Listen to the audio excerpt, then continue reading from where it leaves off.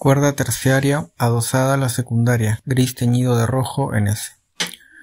Parece mentira, pero fue hace ya casi 6 años.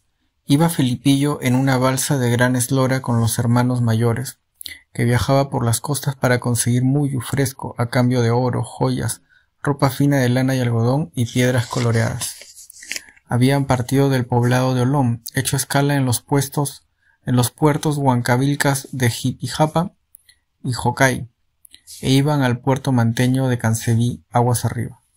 Mantarraya Caiche y uno de los hermanos mayores, cuya identidad se ha difuminado en la memoria del faraute, maniobraban hábilmente y con firmeza la espadilla principal. Trataban de enmendar el rumbo de la balsa, que había entrado a corrientes desconocidas durante la noche. Otros 2 hermanos sostenían con todas sus fuerzas el mástil para que la cabria no se rompiera, mientras otros 3 hacían esfuerzos por atrapar con las velas las brisas más mínimas y darse impulso en la dirección opuesta. Todos sabían, sin embargo, que era inútil. Las nubes negras se acercaban a toda velocidad. Solo el señor de las aguas de arriba los protegería de la feroz tormenta que se cernía implacable sobre ellos. Todos estaban furiosos con Anguila Caiche, que la noche anterior se había quedado dormido durante su turno nocturno con la espadilla, abandonada a los caprichos de la madre de todas las aguas. La balsa había sido tomada por una de las corrientes del señor que camina por debajo hacia el poniente, y se había alejado de las costas. Hasta los 4 chiquillos que, como él, se iniciaban en las faenas del viaje de intercambio y ahora ayudaban a remar con el primer palo a su alcance, le maldecían entre dientes. Anguila no sabía dónde meterse de la vergüenza. Desde que subió al navío, Anguila solo había acarreado contratiempos con sus negligencias y distracciones. Como no sabía cocinar, limpiaba mal la cubierta y destripaba peor el pescado, las actividades que se asignaban a los aprendices en la balsa. Lo mandaron a ayudar al hermano encargado de asegurar las cuerdas y los nudos. El hermano le había mostrado infinitas veces cómo hacer los lazos, pero en la primera ocasión que se le permitió hacerlo por su cuenta, rompió el bejuco que lo sostenía y uno de los maderos traseros se desfondó, perdiéndose la carga que había encima suyo. Le encargaron entonces que cosiera las redes, pero lo hizo tan mal que lograron escaparse las langostas gigantes que les había entregado el curaca de Jipijapa para celebrar el buen trueque habido con los ayllus de su poblado. No lo botaron entonces al agua para que se fuera nadando a una de las islas cercanas, solo porque Anguila era el primo de madre de Mantarraya Caiche. Aunque no había pasado aún por sus primeras leches, Mantarraya Caiche era el mejor buceador de todo Olón y sus alrededores. Era el único manteño capaz de bucear desde la isla de Salango hasta la playa de enfrente, saliendo solo 10 veces a la superficie. Corría el rumor de que era amado por el señor de las profundidades, pues jamás había botado sangre por la nariz, el mal del buceador, y se aventuraba por los bosques espesos de plantas submarinas, oscuros como noche verde, donde hasta los buceadores experimentados se enredaban y morían, y salía de ahí con la redecilla repleta de peces nunca vistos, brillantes como antorchas y sin ojos. Le llamaban cara de tollo, pues tenía las facciones suaves y alisadas. Era bueno con el arpón y las cerbatanas, y muy hermoso de cuerpo. Las mujeres de Olón ya echaban suertes para ver cuál sería la primera en tomarlo apenas pasara por los ritos de la hombría. Era difícil creer que Anguila y Mantarraya llevaran la misma sangre. Desde pequeño, Anguila había sido feo y siempre había dado problemas por su torpeza y su facilidad para la distracción. Apenas se le dejaba solo, se escapaba a los pampones de intercambio a perder su tiempo escuchando las historias de los viejos y los mindalaes recién llegados de tierras extranjeras. Cangrejo Caiche, su padre, había tratado en vano de integrarlo a los talleres de labrado de muyu que la familia paterna tenía en una de las chozas centrales de Olón. Cuando su hijo no rompía con sus gestos toscos las conchas que se le daban para el tallado o coloreado, se demoraba una eternidad hasta en el ensartado más simple, pues su mirada tendía a perderse en algún punto de la pared. ¿A dónde iría a parar esta concha que estaba trabajando? A manos de una señora que curaba el mal del susto llamado Pachachari, a manos de un vidente que al verle los colores predeciría los climas de años futuros gracias a la ayuda de la diosa del muyu, a manos de un albañil cañari que iría a encastarla en las paredes de los palacios de Tomebamba, que según lo que decían los mindalaes que venían de la cuna del sol era la ciudad más hermosa aparecida sobre la tierra desde el fin del gran diluvio, a manos quizá de un sacerdote del dios sureño de Ishma, que había escuchado a Anguila, vivía con una zorra muerta y devoraba la concha en grandes cantidades, de donde Cangrejo solo lograba apartarlo a pellizcones. En un intento desesperado de discernir el mal de Anguila y el remedio para él, Nauma, su madre, fue donde el hombre de las hierbas con su hijo para que se hicieran las preguntas. Después de hacer las ofrendas respectivas, el hombre sagrado bebió el licor de las visiones y exprimió pepitas de algas contra el cuerpo de Anguila, escuchando atentamente el sonido que hacían al reventar. Veo, dijo conmovido de su cuerpo, tu hijo está trepado encima de una rama mirando hacia las nubes. Se cae, se vuelve a trepar, se vuelve a caer. Está limpio, no ha recibido maleficio. Los dioses no están enojados con él. La rama está rota, tiene que cambiar de rama. No, tiene que cambiar de árbol. Nauma comprendió. Habló con su esposo y juntos acordaron que Anguila dejaría a partir de entonces de asistir al taller familiar de labrado del Muyo. Luego Nauma fue al barrio de los balseros donde vivía con su familia Huatán, su hermana mayor. Le pidió que colocara a Anguila entre los aprendices que partirían en el próximo viaje hacia las costas del norte en la balsa de su esposo, uno de los hermanos mayores, que conocían los secretos de la navegación larga. Huatán aceptó de buen grado, pues siempre había creído que la niebla en que vivía su sobrino no era perpetua, y que se podía disipar con solo un poco de atención y paciencia, y tras conversarlo con su esposo, puso a Anguila bajo la tutela de su hijo predilecto, Mantarraya, el sol de sus ojos, a quien le hizo prometer que velaría por su primo. Mantarraya cuidó de Anguila. Cuando zarparon de Olón y empezaron los deslices de su primo, Cara de Toyo fue el único que no se sumó a la retahíla de insultos que se alzó contra él. Parecía más bien empecinarse en protegerlo de animosidades ajenas.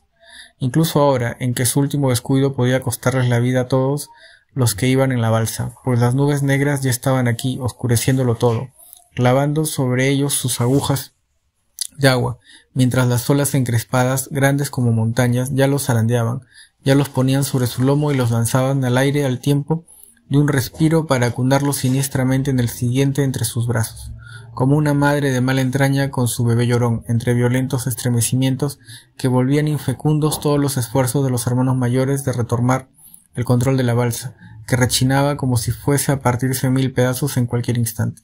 Cuando el primer rayo estalló como un latigazo seguido de su estruendo, los hermanos renunciaron a seguir intentando sortear la tormenta. Sellaron como pudieron las vasijas de provisiones secas, aseguraron a cubierta los remos y la espadilla, y se aferraron de los dos palos con la esperanza de que la ira del dios de la tormenta no se ensañara con ellos hasta arrebatarles la vida. La tormenta duró toda la noche. Nadie sabía en qué momento se habían quedado dormidos, pero cuando hermanos y aprendices fueron despertando, era ya bien entrada la mañana.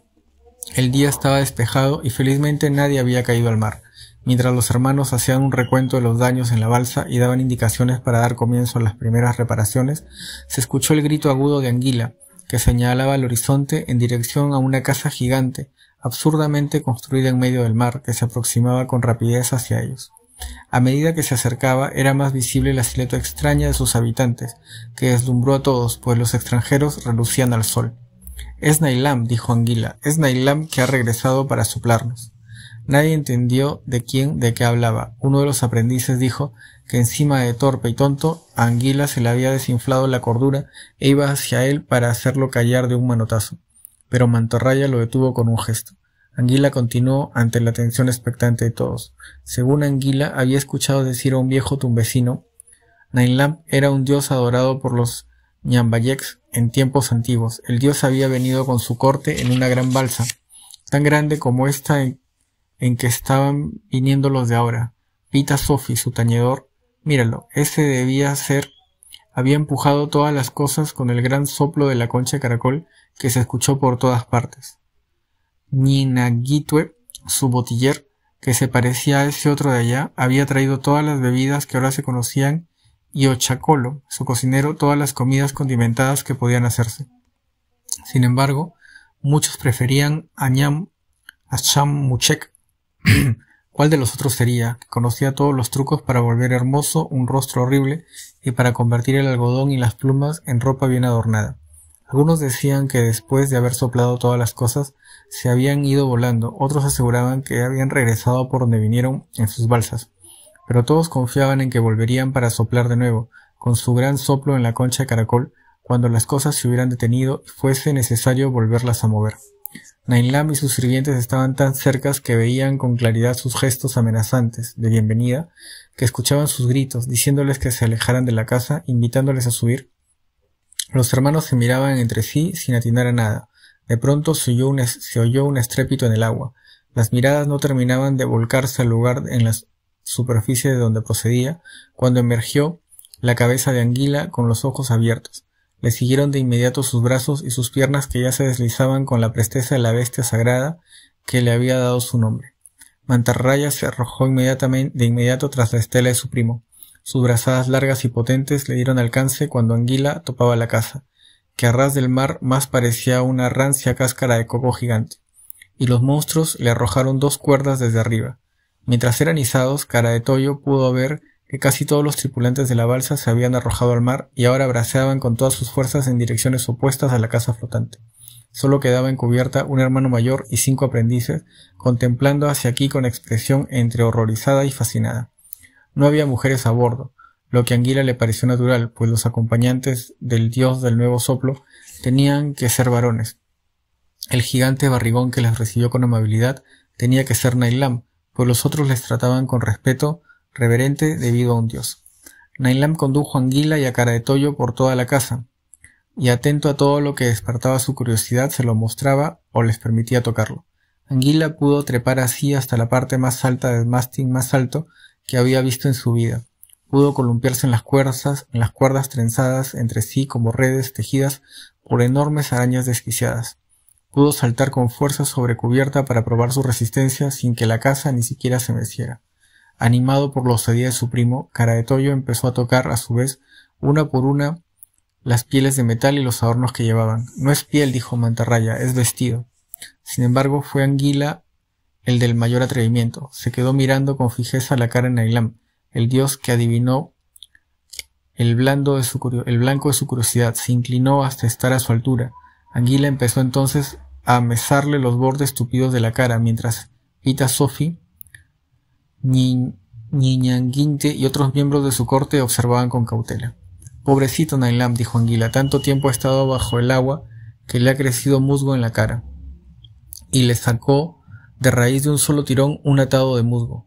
Nain-Lam gritó llevándose la mano al rostro. Se hizo un silencio turbio en que los dioses de su corte se habían volteado su expresión entre un latido y el siguiente, y parecieron de pronto dispuestos a degollar al atrevido a una mínima señal de su jefe.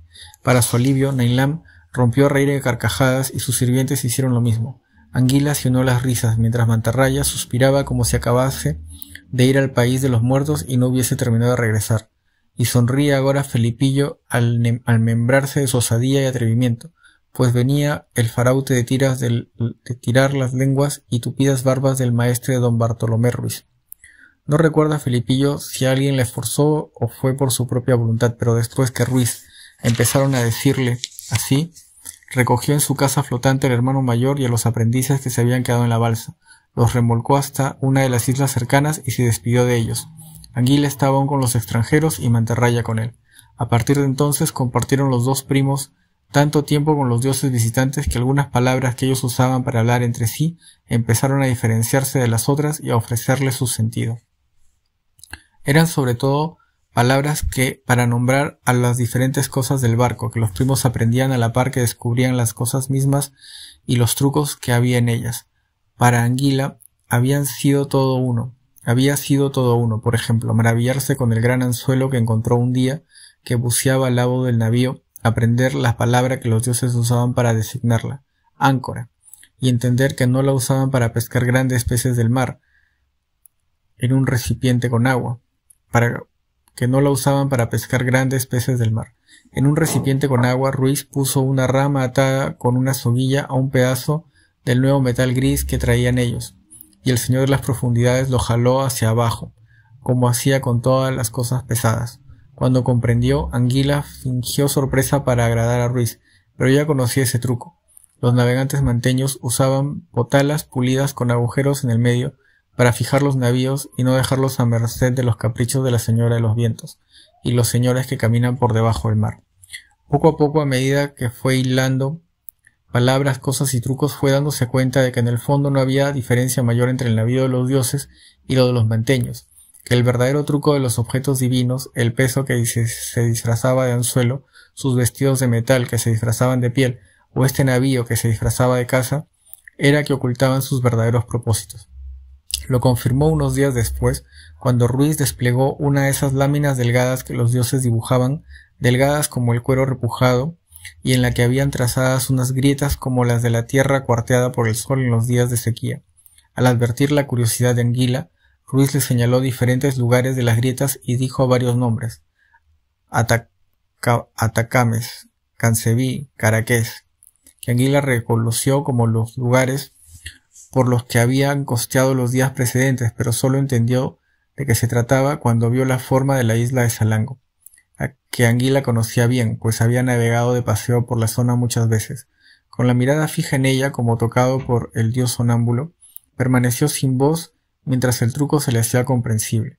Al cabo de un momento, Anguila empezó a señalar lugares a lo largo del borde de las grietas y a decir sus nombres en voz alta: Coaqué, Colonche, Daule, Jama, Chongón, Lampuná, con la alegría de estar usando un truco nuevo de utilidad impredecible. Luego siguió con el dedo el recorrido de las grietas hacia abajo hasta salir de la superficie del cuero, y entonces, en un lugar de la mesa, que golpeó con los nudillos varias veces, repitió: Tumbes, tumbes, tumbes, y con gestos trató de hacerle entender que había ahí grandes riquezas de toda especie. Fue al día siguiente, una semana, meses después, no recuerda el faraute. Quizá ya viajaba con ellos el chiquillo parco y silencioso que habían recogido de las costas tumbesinas, que luego llamarían Francisquillo, aunque no está seguro. Lo cierto es que Anguila ya comprendía entonces el idioma extranjero con soltura suficiente para darse cuenta de que lo que lo hablaban no eran Nailam y su corte, sino otra clase de dioses o dioses hombre, que a su primo Mantarraya le llamaban Juanillo, y a él, en burla, como solo lo supo años después, por un rey barbudo al que los extranjeros apodaban el Hermoso, Felipillo. Cuerda de cuarto nivel, adosada a la principal, gris teñido de rojo en Z. Sabrosas las princesitas, ¿no? Tórnase Felipillo como atravesado por un rayo, pero nadie hay en la calzada empedrada tras él. Partiríase raudamente desde esta esquina oculta por las sombras, do viene de ser descubierto. Pornía pies en huida fasta a llegarse de la estrecha callejuela que lleva de la plaza de Cajamarca.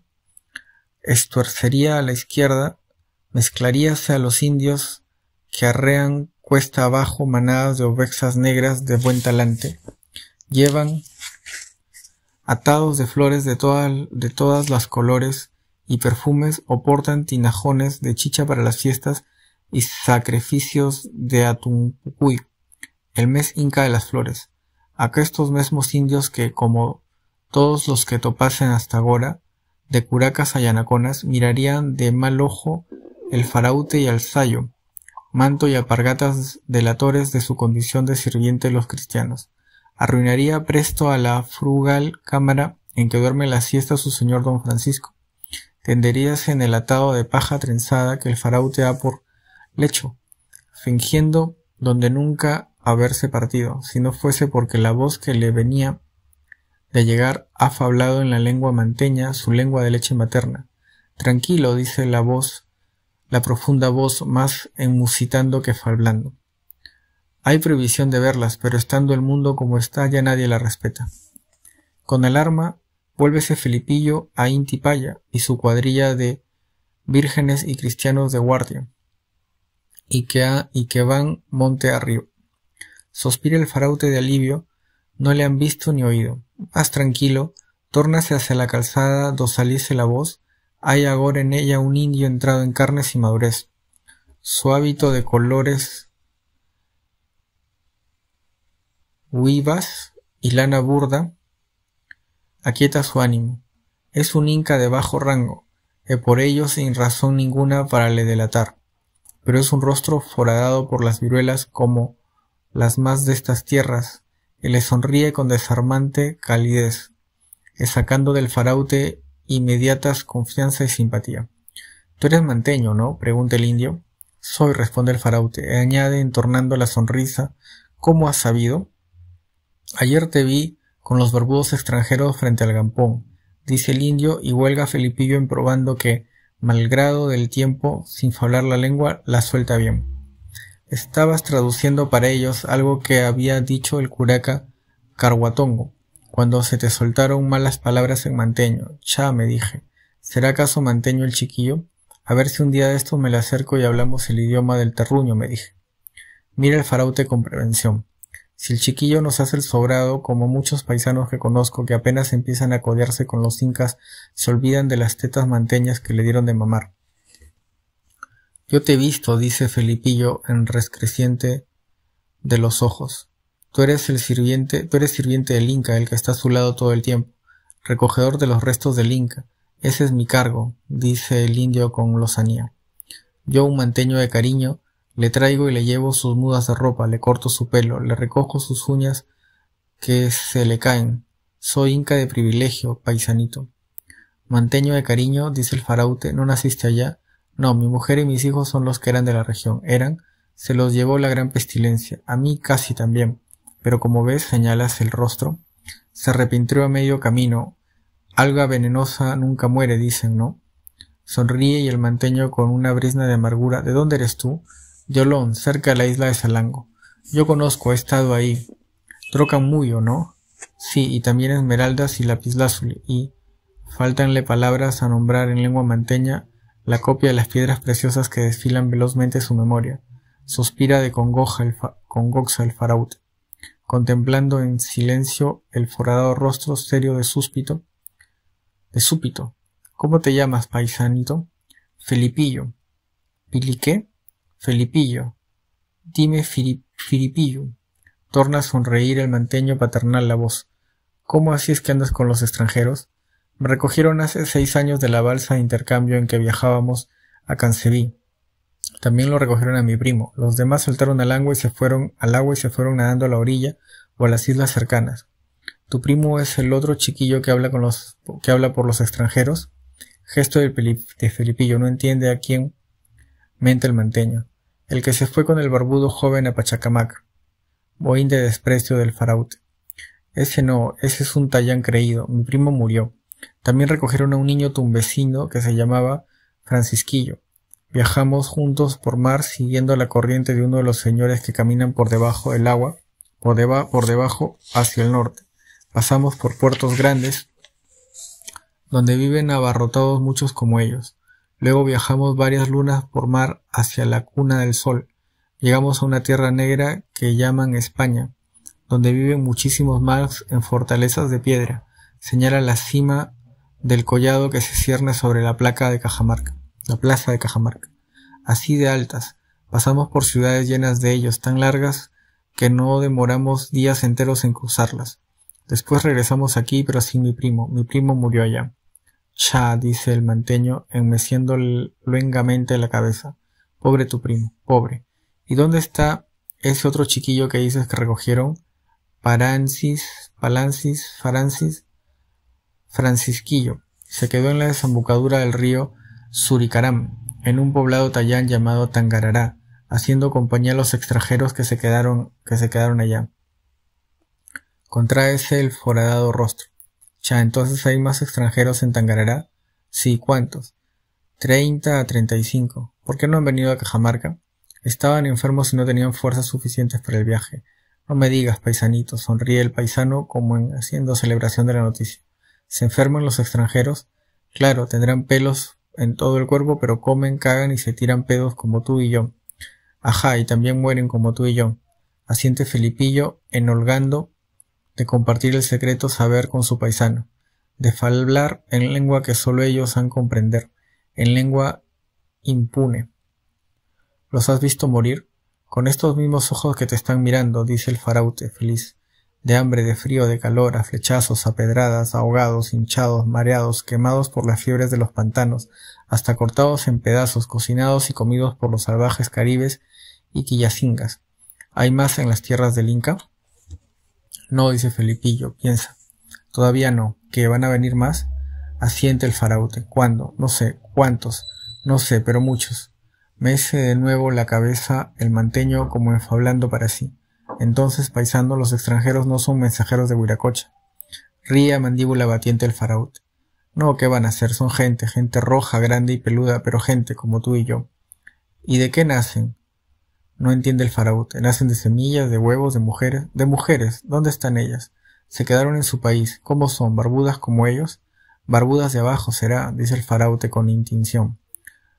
Suelta honda carcajada el mantello. Míralo, Felipillo, radiante de la nueva complicidad con el paisano que le habla en su lengua perdida. ¿Por qué no las trajeron? ¿Son feas acaso? No, dice Felipillo con picardía. Son lisas, blancas, suavecitas. Yo las he probado. Ya, sonríe el manteño con picardía y media. Te voy a estar creyendo, paisanito. De verdad, insiste el faraute. Son tan pero tan sabrosas que les tienen prohibido subir a los barcos. Distraen, dicen. Por eso las dejan en sus tierras. Mujer a bordo, naufragio seguro, dicen. Son sabios estos barbudos, sonríe el manteño. Son. ¿Y sus armas? ¿Es verdad que tienen Illapa encerrado dentro de sus varas de metal? No, dice Felipillo riendo. ¿Qué va a hacer? ¿A qué dios tienen encerrado entonces? A ninguno. Ponen unos polvos mágicos dentro de las varas y unas bolitas de metal redondas como huevito de guanay. Sin mediar palabra, imita Felipillo el graznido del pájaro guanay. Ríe el manteño. Imítale el reír Felipillo con frialdad, la igualdando a la tos del pájaro guanero en las islas cuando caga. Tórnase la tos en cojera, la falsa cojera del guanay cuando se allega sinuosamente de la hembra en la pisa, la fecunda. Ríe el manteño. No digas, paisano, tú eres bueno haciendo la danza del guanay. Por toda respuesta emprende Felipillo la imitación cumplida del pájaro guanay, que antaño rogábanle para cerrar la uleada en las fiestas consagradas a los animales tutelares. Venía después de la imitación del cangrejo, la preferida de su padre, el mono, la serpiente, el cintiru, la zorra, la foca, la preferida de su madre, y el puma, la preferida de su primo mantarraya Caretoyo. Cuando el viento en las velas era sostenido y el señor de las aguas estaba de buen humor, esta era la imitación más esperada, y la que disfrutaba más, pues tenía el sabor de la prohibición ajena. Entre los pueblos, al sur de Tumbes, no estaba permitido burlarse del guanay. Era el dios del guano, su caca sagrada daba fuerza a la tierra haciéndola fértil. Los sacerdotes de allá habían escuchado a Anguila decir a los viejos debían hacerle ceremonias largas y complicadas para solicitarle que dejara a la gente ir a las islas sagradas a tomar su caca, acumulada en montañas tan altas desde el comienzo de los tiempos que algunos pensaban que no había tierra debajo de ella, que las islas mismas estaban hechas de caca de pájaro para hacer fértiles los terrenos de todo el mundo conocido. Felipillo es ahora un ave que rompe su cascarón, mira a su alrededor, huele, gesticula, eje, apesta caca, dice su cara. El manteño ríe. Felipillo extiende las alas, alza un vuelo torpe y desgarbado, se posa con una sola pata y se queda parado mirando a uno y otro lado con un rápido giro de cabeza. De pronto suelta un enorme pedo. El manteño ríe a carcajadas. Inmediatamente, inventado por la mirada y los gestos de Felipillo, hay a su lado un montoncito de caca, que los gestos del guanay hacen crecer poco a poco hasta volverlo gigantesco. El guanay mira su caca como sorprendido. Finge creer que es comida, la prueba, está rica. Eje, se la come, risa de manteño. De la nada, poco a poco el guanay empieza a crecerle el pene hasta volverse enorme. Nueva carcajada. El guanay gira la cabeza de un lado a otro y se queda mirando al manteño como si le gustase, risas. Se le acerca, le coquetea, risas. Se soba contra él, carcajadas. Danza en torno suyo y en el momento menos pensado lo pisa, risas. Cuando se ha saciado se aparta y del culo del hombre saca una bolita de metal gris. Una bala de mosquete robada a Pedro de Candia. El hombre observa sorprendido. Lo pone sobre la tierra y se siente encima.